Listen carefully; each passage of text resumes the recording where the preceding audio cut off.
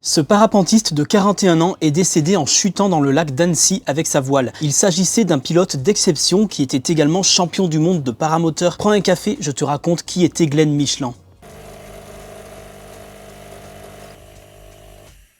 L'accident s'est produit samedi 28 juin vers 8 h. Le pilote participait à un stage de parapente au-dessus du lac d'Annecy, précisément à un stage de simulation des incidents en plein vol. Il était en train de réaliser un geste technique lorsque le drame s'est produit. Il s'est emmêlé dans sa voile et il n'a pas pu déclencher son parachute de secours à temps. Il est tombé d'environ 200 mètres de haut. L'eau, après une telle chute, c'est comme du béton. Une enquête a été ouverte pour déterminer les causes de l'accident. Il faut savoir que l'école qui organisait ce stage est considérée comme très professionnelle. Alors Glenn Michelin était membre de l'équipe de France de paramoteur. Le paramoteur, c'est une voile de parapente avec un moteur et une hélice positionnée dans le dos du pilote et fixée soit à un harnais, soit à un chariot. Le truc de Glenn Michelin, c'était le chariot. En fait, ce gérant d'une scierie mobile habitait dans la commune de Lapte, en Haute-Loire, depuis 2009, et c'est dans cette région que l'envie de voler lui a traversé l'esprit en 2019. Il s'est rapidement pris au jeu, c'est ce qui l'a conduit vers la compétition. D'abord un rassemblement régional au cours duquel il est monté sur le podium, puis il a été champion de France à 2 reprises en 2021